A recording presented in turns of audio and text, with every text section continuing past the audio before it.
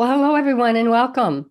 Welcome to the Patricia Raskin Positive Living Show right here on voiceamericamedia.com.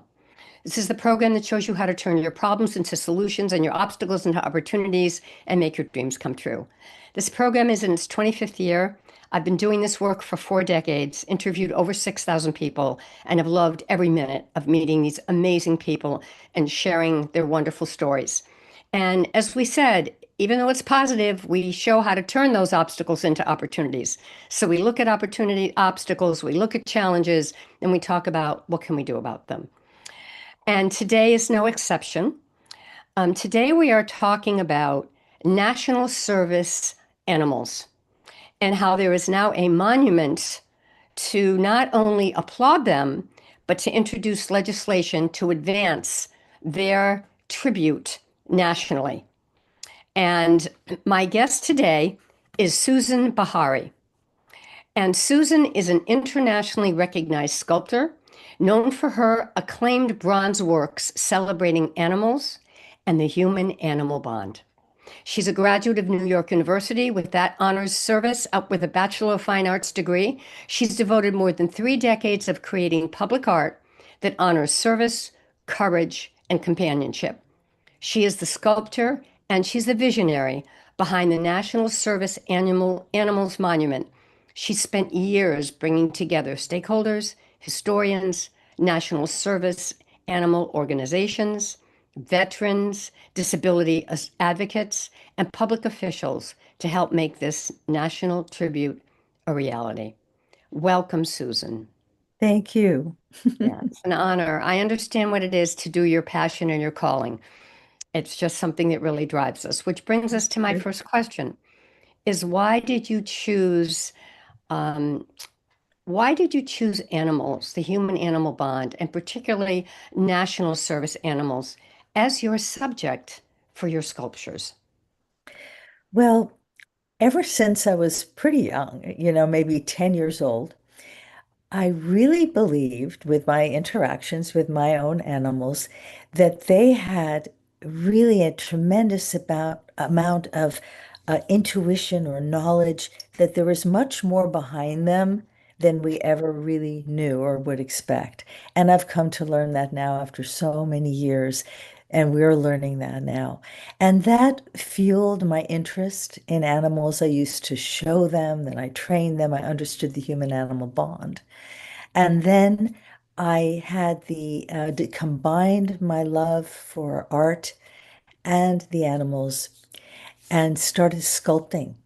And that led to the actually my getting this amazing commission that I was honored to get to do our country's first war dog memorial, Always Faithful. And that commission really opened my eyes to the heart of those who serve and that amazing bond they have and how important their work is. And that just led to many other commissions in the US and abroad since. Hmm. And this is the sort of the crowning jewel of it all, puts it together. When was your first commission, the one you just talked about? When did that happen? That was in 1994. Wow. Yeah, And you've yeah. been doing this ever since. Yes, yes, I have. Yeah, Wow. it was a tremendous experience, I'll tell you. How do you choose the animals, or do service providers choose them for you? Well, you mean as a sculptor, how do I Yes. choose? Well, yeah, I get commissioned to do these pieces, and usually it is described what is wanted, but I have to, as the artist, put my input into that and work with them. So, yeah, and it depends on the subject matter. Of course, the whole project, each project is very unique and has a different message.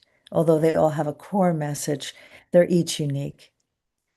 Now, does the animal, maybe this is a silly question, but does Yeah. the animal sit for you like you would in a portrait painting, or do you have a picture? How do you do this? Well, in most cases, we have to work from photographs. I've done a lot of animals in history, and but even in the case of Sully, President George H.W. Bush, I use models whenever I can. Now, I got that commission to sculpt Sully, his service dog in his last 6 months. And I did meet Sully, which was fun, and I did take measurements.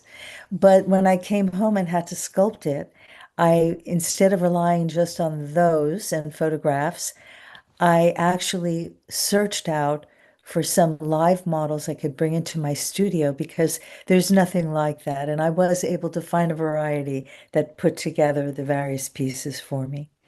Right, that look like kind of a twin to Yes. Sully. Yes, yes. I actually stalked some of the local some of the local dog parks and was able to find a couple of very Yeah. good candidates. So That yeah. must be easier than finding models who look alike, I would think. Well, actually, I don't know because when you have to sculpt these animals, you have to see them very closely. And Yes. Sully, every dog, just like every person, is unique. And Yes. that's the trick is to capture the essence and that unique quality. Wow. Yeah. Susan, why do you think it has taken so long for service animals to receive this kind of national recognition? Honestly, I don't know. I'm very puzzled by that. When we did our War Dog Monument in 1994, I can tell you that that was the first time this kind of subject came out in America. And it was very well received. I mean, it was all over, everywhere in the media. People were fascinated by it. So I think they just didn't know and a lot of this requires education, which we do on our website, and we will continue to do through the monument itself. Yeah, I want to read you a quote, which I think fits into what you're just saying. Hmm. This comes from John Miller, who was president and CEO of America Vet Dogs and Guide Dog Foundation. And he's also a member of the NSAM Service Animals Advisory Committee. So, what he says is America's Vet Dogs and the Guide Dog Commission or Foundation are proud to support the National Service Animals Monument. It's a powerful tribute to the extraordinary animals who serve our nation alongside America's heroes during and after their life of service. We are honored to stand behind a project that recognizes the life saving impact and life changing impact of service animals and endures their legacy, and it's remembered for generations to come. Hmm. Yeah. Beautiful, heartfelt words from a very respected organization. And in fact, they were the ones that trained Sully and provided Sully to President Bush. Wow. Yeah. Yeah. Wow. Oh, absolutely. I mean, you know, people don't know, and how would they? And that's our job, the depth and breadth of this subject. I mean, we're talking about way back to George Washington and his horses, Mm, all the way through today, all the kinds of animals who serve, and then mm, all the ways in which they serve, and mm, those incredible partnerships that really reflect our American values of service, mm, sacrifice, mm. you know, courage, loyalty. And so this is a very broad subject, and that's why we feel that it will sort of fill in this missing element that currently doesn't exist on the national commemorative landscape, particularly on the Mm. mall. Yeah. Fascinating. Yeah. Here's another quote from Chris Willingham. He's president of the U.S. War Dogs Association. He Mhm. says, this legislation marks an important step toward realizing the National Service Animals Monument's vision of honoring service animals and their contributions to our nation. As passionate advocates for the military working dog community, we are thrilled to see their service and sacrifice as part of this historic project and preserved for future generations. Which brings me to my next question of let's talk about the legislation exactly. What exactly did this legislation state?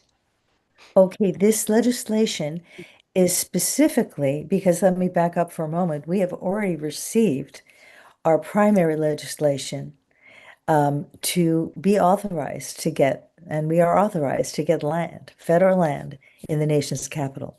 But this current legislation is to designate a spot for us to say that we will be allowed to place this monument on the National Mall. And that is because there is a current law in place that says that the story of it basically says the story of Mhm. America has already been told on the mall.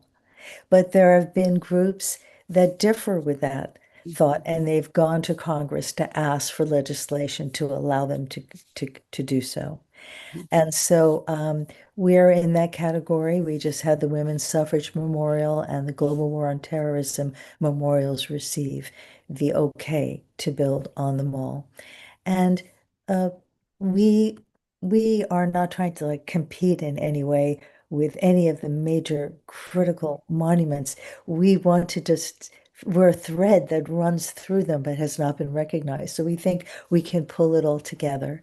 Mhm. And we would like to be near the National Park Police stables, which are there, which we think would be a wonderful way to show the living examples while aside alongside our monument. Now, this has already been approved. When is this going to be totally built and installed? Well, it's been approved to exist, and once we have our site secured, then we have to go through another fairly lengthy process, maybe a year and a half, of going through the Arts Commission, the Fine Arts Commission, along with the National Capital Planning Commission, to determine the best design. And I am the selected artist. So Oh, we have to work, yeah, together to make this the best possible design once we find the best possible place. And this will take a few years to get this all done. And we wow. have to raise $30 million in that within the Wow. next 3.5 years, most probably. Now, will that money come from grants? Will it come from individual donors? Will it come from the government? Where will it come from? Individuals, that's how it is with these monuments. They're raised through private donations, corporations, individuals. Sometimes there's certain grants, but really not generally. There have been some exceptions, but usually this is not, and our authorization is really does not allow for any kind of federal assistance. It's Mm. not typical. Hmm. This must be quite an honor for you individually to have this commission that's not just national, but it reaches globally too. I mean, Yeah, this is recognized yeah, worldwide. it's true. Well, I mean, certainly as an artist, what an incredible journey this is to be part of something like this. And as somebody who loves America, loves animals, loves art, it's a tremendous journey. I don't take it for granted for one moment.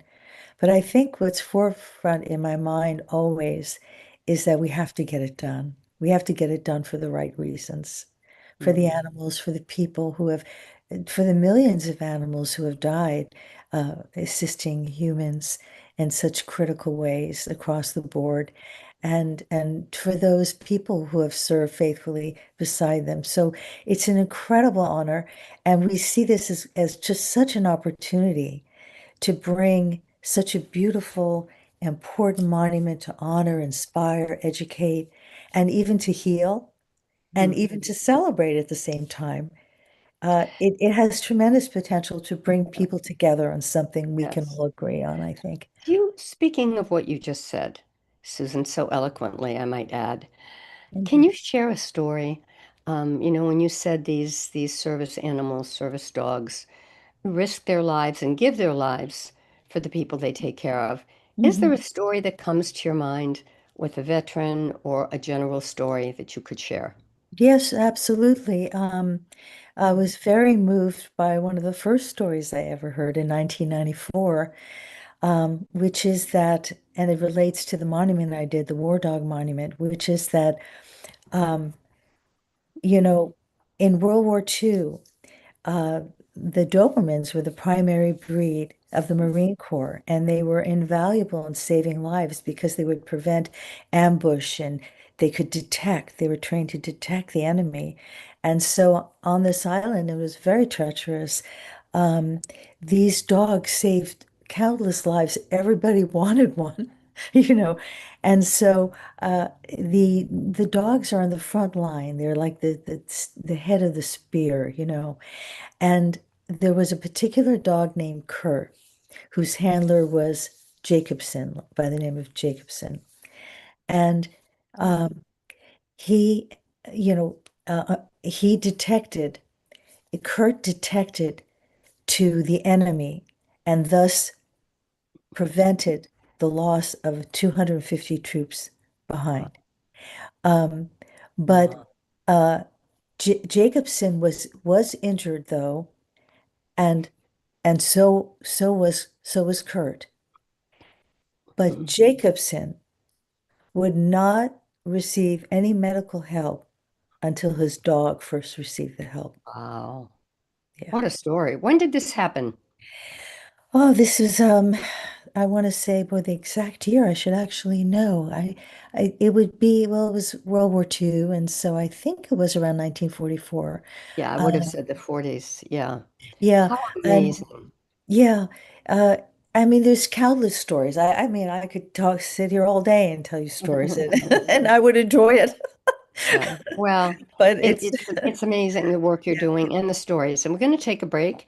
And when we come back, we're going to talk more about, what role public art plays in preserving our memory. How does this monument connect to our American values? So we're going to talk about that too, and about the whole animal and human bond. You're listening to the Patricia Raskin Positive Living Show right here on voiceamericamedia.com. And my guest today is Susan Bahary. She's an internationally recognized sculptor for her acclaimed bronze work celebrating animals and the animal-human bond. She has devoted more than 3 decades to creating public art that honors service, courage, and companionship. Susan is a sculptor and visionary behind National Service Animals Monument, and she spent years bringing together stakeholders, historians, service animal organizations, veterans, disability associates, and public officials to help make this national tribute a reality. We'll be right back and we'll talk more about preserving our national memory and why this is so important. Stay tuned.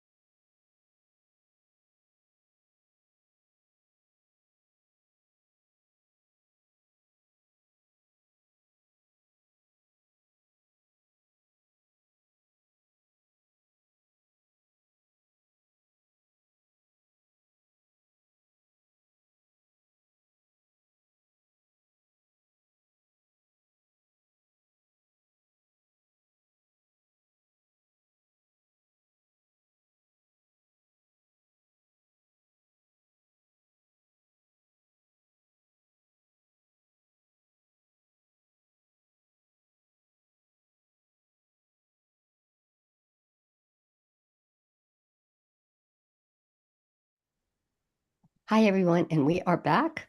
We are back with Susan Bahary, who's an internationally recognized sculptor, and we are back and very happy to be back with all of you.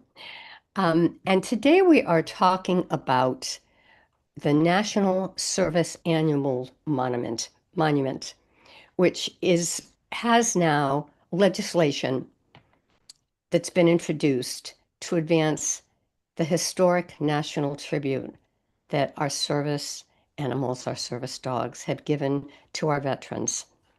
And my guest is Susan Bahary, who is the sculptor behind these bronze works. Welcome back, Susan. Thank you. Now, I have a question for clarification. All of these animals, all of the dogs that you do sculptures of, are service animal dogs to veterans. Is that correct? No, not necessarily. In fact, Okay. it's all kinds of animals that I have, I have sculpted other kinds as well as dogs, such as horses. And, so um, uh, ask me another question so I can focus in a little bit on what you really want to Yeah, know. the question is, you predominantly work with your sculptures are predominantly of service dogs for veterans, but you're Yes. saying not all.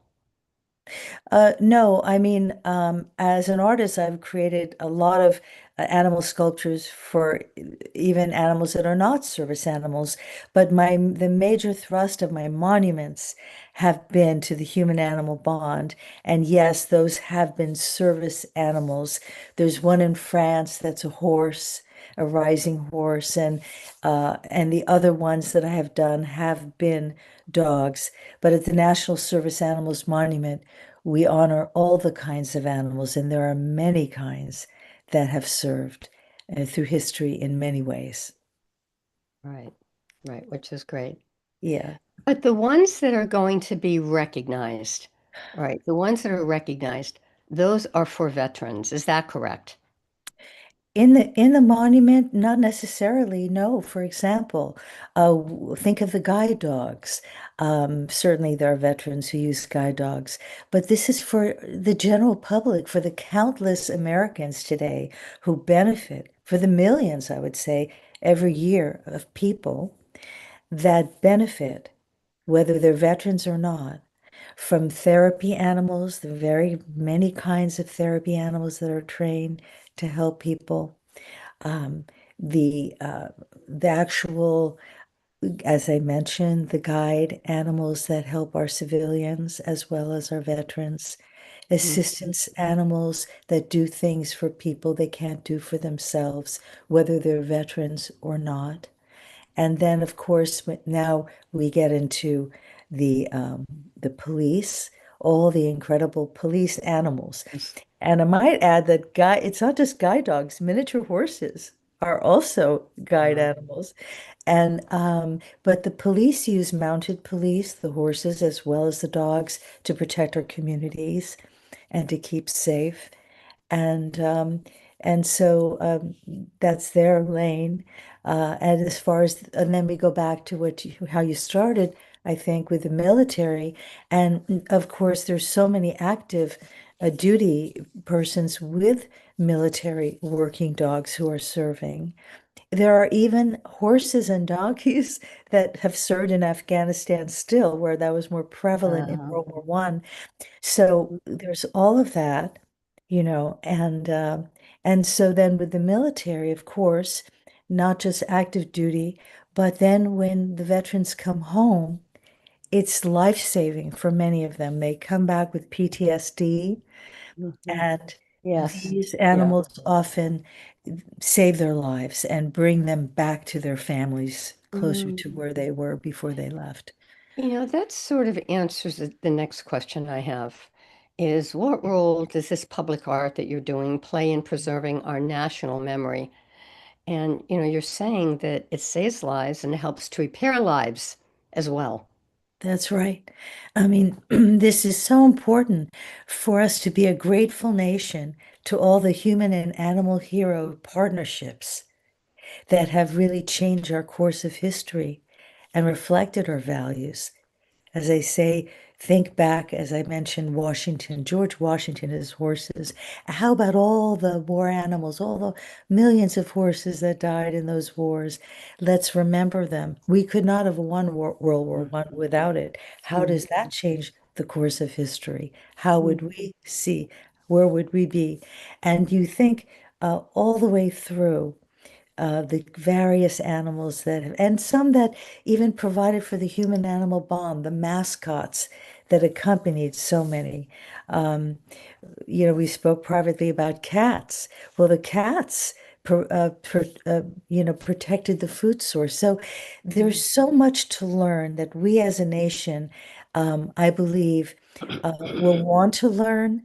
And I think we owe it to them to honor their Yeah. lives, lives lost and their sacrifice through this whole period, and to honor in a larger sense also to recognize people with disabilities. This monument would also, I think, remove some of the stigma Yeah. behind that. And yeah. Susan, how does all of this relate to our broader American values? I mean, we have a lot of prejudice in our culture, whether it's race, age, disability. I mean, we see that all the time, where you're checking Mhm. off, no, I don't have this bias, but a lot of people do. And so, how does all of this connect to our American values? Is it a reminder for all of us to say, wait a minute, look at how these animals are preserving life of all sorts?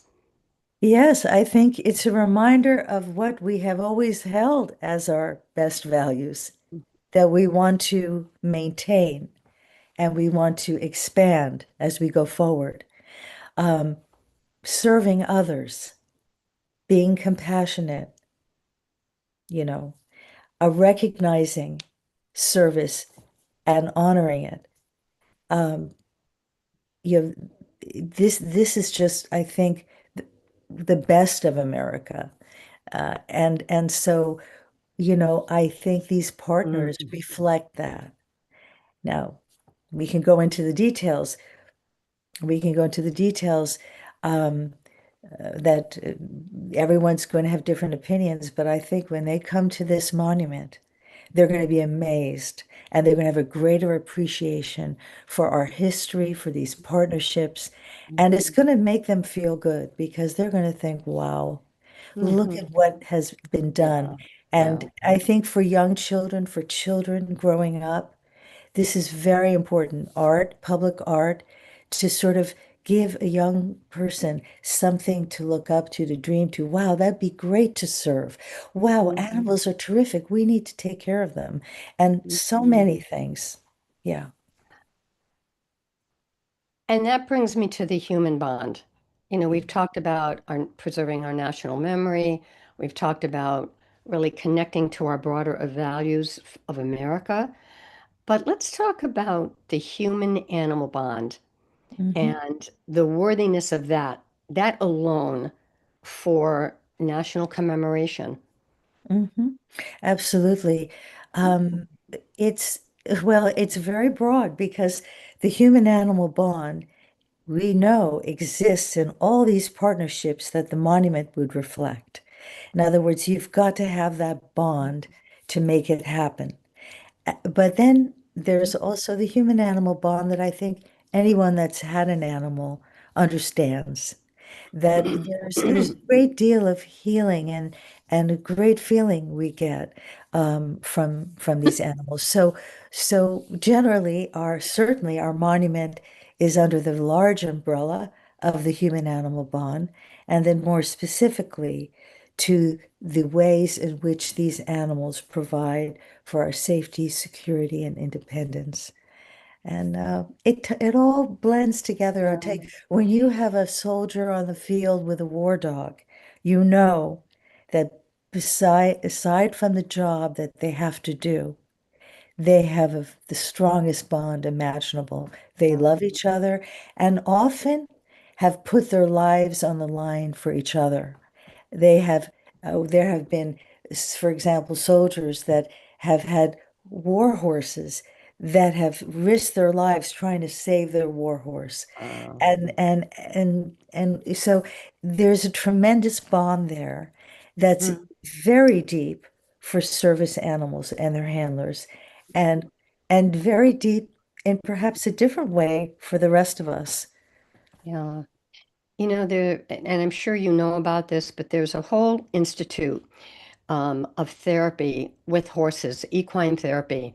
Yes, Who've been through PTSD, people who are anxious or depressed, where they go to a ranch and they yes. actually work with the horses. It's like horse whisperer, and there's a lot of Yeah. healing that takes place.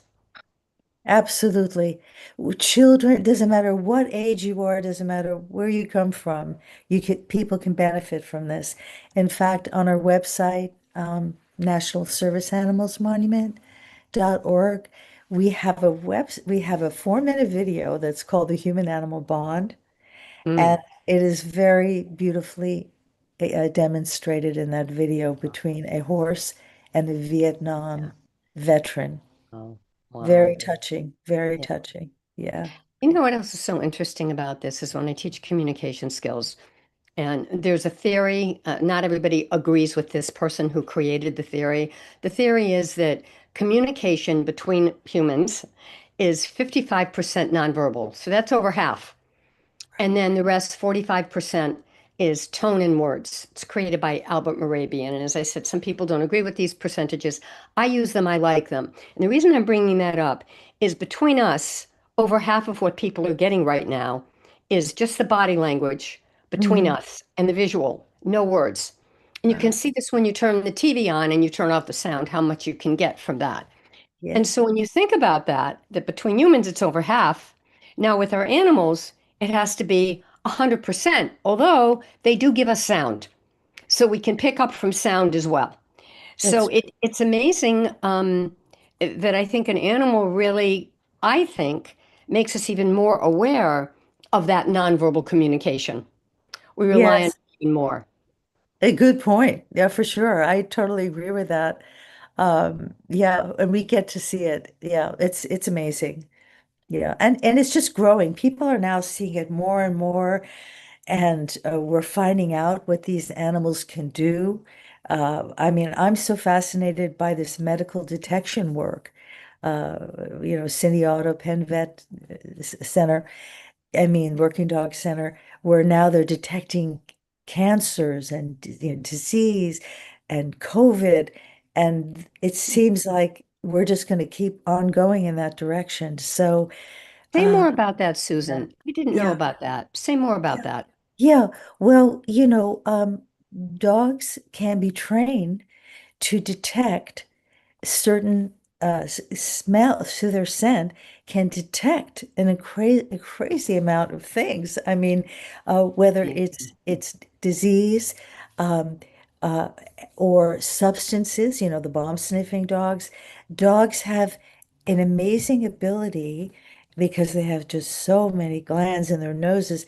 They have amazing ability to not just detect the smallest amounts of smells, but they can separate out each one. For example, if it's a cake, they smell the flour, the sugar, the Wow. butter, that all this. Wow. And so because of this, we have some amazing trainers and scientists that are working to have us benefit from that. And I just thought of something, it's a little off the subject, but I want to share it because a lot of people don't know that we have California sea lions and dolphins that regularly patrol our coast to keep them safe. Hmm. And people don't realize that yet there's tremendous communication that we have between a dolphin. And, so regardless of the animal, um, we have been able to communicate with them so that they can help us, and they deserve the recognition. So you're Uh, saying between the dolphins and the dogs? um, uh, well, the dolphins and the sea lions patrol the coast, Oh, I was just bringing them up because I wanted to make sure I mentioned them. I People see. aren't I see. aware. People Yes. aren't Yeah. aware But it's not that just our those kind service of dogs, but it's no, also that many it's other. these other animals. Yeah, I mean, and the carrier pigeons Yeah. that send critical messages and were Yeah. trained. I mean, and think about it, shot and they keep flying and deliver the message. Isn't I that mean, there's amazing? such an amazing inner Hmm. kind of Yeah. character and Yeah. essence in our animals. And we're going to keep talking about that in our next segment, our last segment. We're going to talk about why veterans and service animal handlers, what they've said, and how they feel this is so important, this project. And also, here's some more stories from Susan about the incredible feats of service animals. We'll also talk about what visitors can expect when they visit the monument and what can we do to help bring this monument to completion.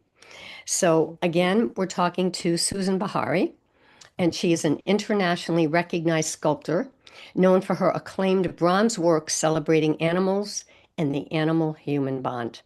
She's devoted more than 3 decades to creating public art that honors service, courage, and companionship.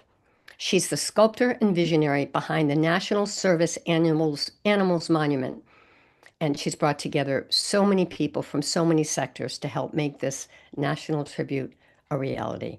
You're listening to the Patricia Raskin Positive Living Show right here on voiceamerica.com. And before we go, Susan, what is the website?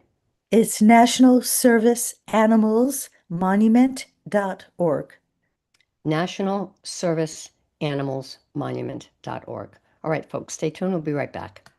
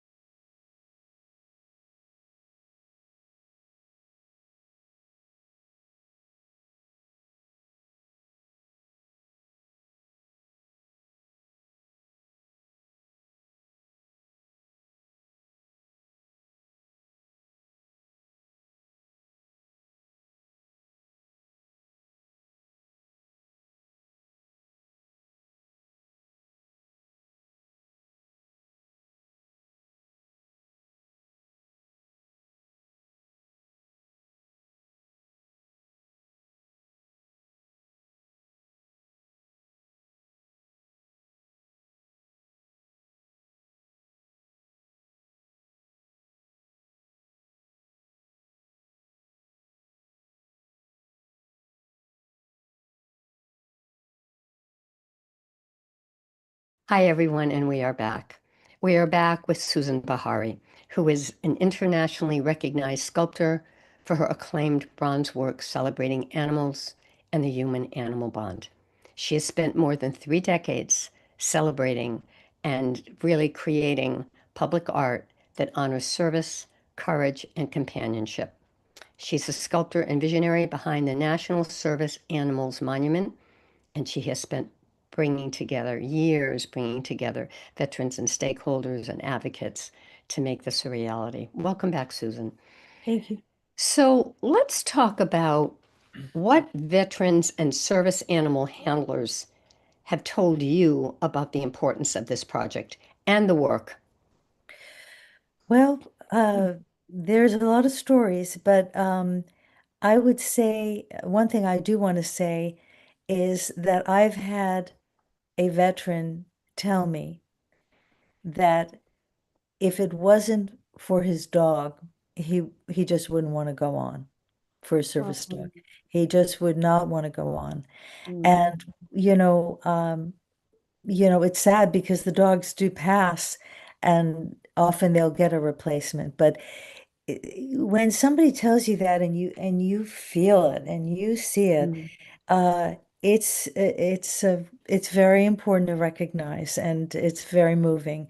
So as far as the veterans go, everybody I've talked to just is so grateful that we're doing this. So grateful. They do this because, ma'am, it's my job, it's my duty. And that's why they deserve it even more. They do it, they serve, they put their lives on the line for the rest of us. They deserve to be recognized along with these animals. And really, it's the animals that they care more about recognizing, not themselves, mm, because they understand how important this is. So it's just widespread. The veterans are so grateful to have service animals that give them the independence and give them their lives back. This has been uh, critical. So that's the veteran side mm, of it. mm. Uh, Susan's, having shared this and how this has been so important to the veterans and what they've said, tell us another story, another amazing story about service animals and handlers or veterans. Yeah, absolutely. Well, I think I have to tell you the story of Stubby because Sergeant Stubby is our first dog of service in our history from World War One. Now, Stubby was sort of a medium size, a mix, sort of like a terrier, Boston Terrier mix, bull terrier, and he was sort of a stray and he wandered onto the Yale campus in Connecticut in World War One when the soldiers were being trained to go into war and they were going to be going to France. And Stubby just hung out, became, you know, bonded with these soldiers, and they loved having a dog. But there was one in particular that was a Conroy. He was Private Conroy then. And Robert Conroy and Stubby really bonded and they were inseparable. Well, and by the way, he taught Stubby a lot of tricks. So when the time came for the soldiers to ship off to France on the ship, one of Conroy's friends took Stubby and smuggled him in his jacket and got him on the ship. Now, you're not allowed to have the dogs on the ship, okay? So when the time came, the commander discovered this. He said, "What's this dog doing on the ship?" Then Conroy gave the cue to Stubby. He got up on his haunches and he saluted. Oh, wow. And when he did that, that was it. He was in. And the commander said he can stay. Now, Stubby did amazing things. Let me tell you what Stubby did. Stubby would go into the trenches in World War One, and he was able to detect incoming mustard gas attacks and artillery Wow. shells. He would bark, and they would know it was time to put on their gas mask. And he had one too. He had a gas mask. So he saved lives that way. The other thing he did was he would go into no man's land between the two sides and sit next to wounded soldiers until help came. Mm. This was amazing. He continued on 17 battlefields doing this, and he was very beloved by all who heard about him, even at a small town in France, Chypre. They made a jacket for him, and all the soldiers put their medals on him. And then when it was time to come home, Stubby became a hero. He was in parades and he inspired people.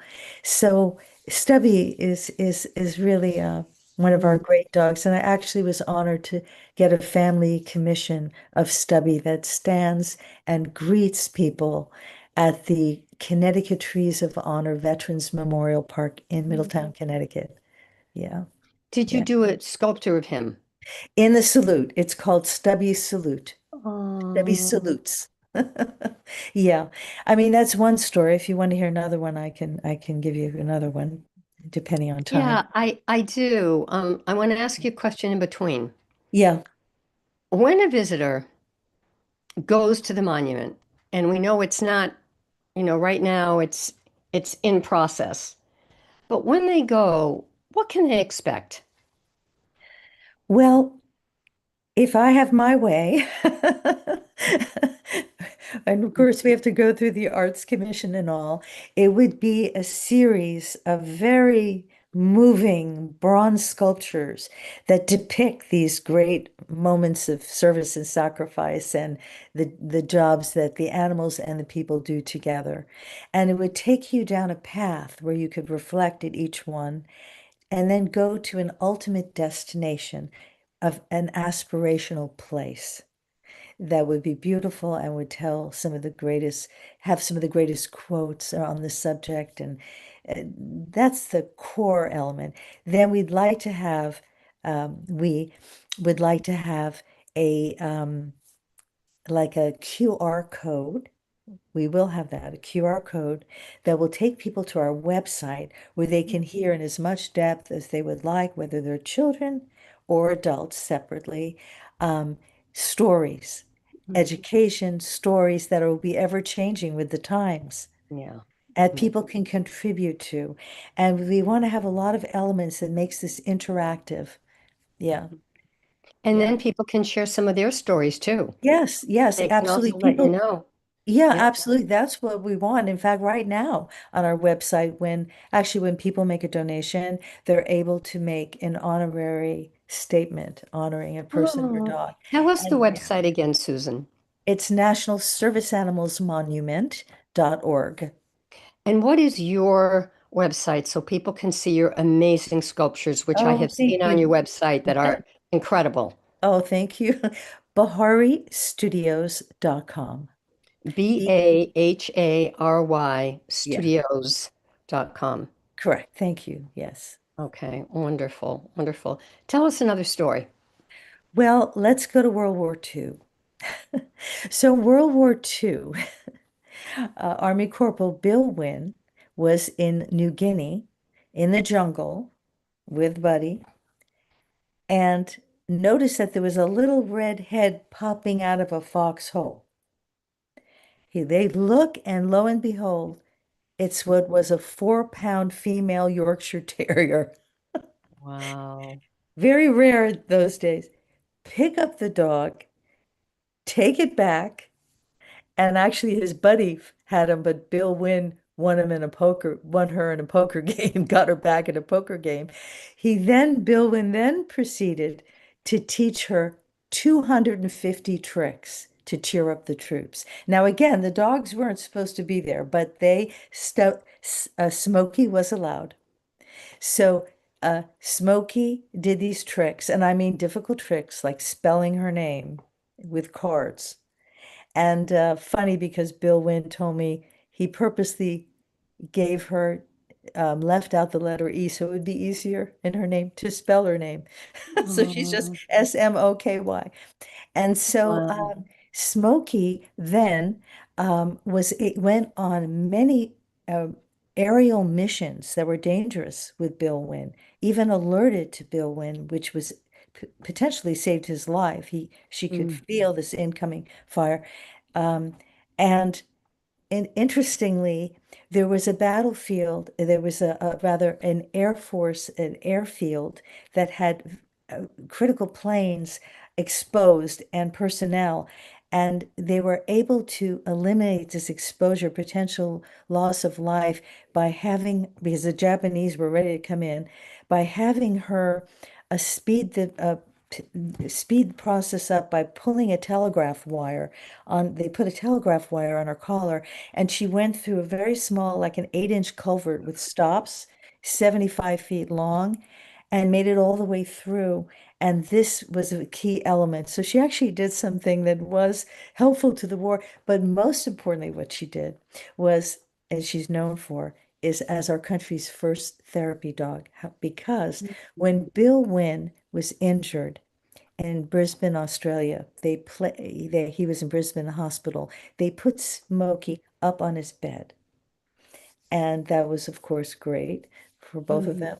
But one of the nurses said, well, why don't we just make the rounds with Smokey and just take her everywhere? Take her. They said, well, let's ask the commanding officer here.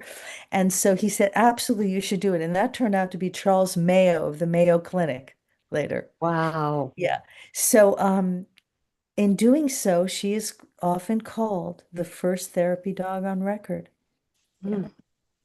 Yeah. And Wow. then she came home and had a TV show and visited the hospitals and cheered up so many children, cheered up so many people. In fact, Bill Wynn told me then what a great guy he was. He lived to be 99.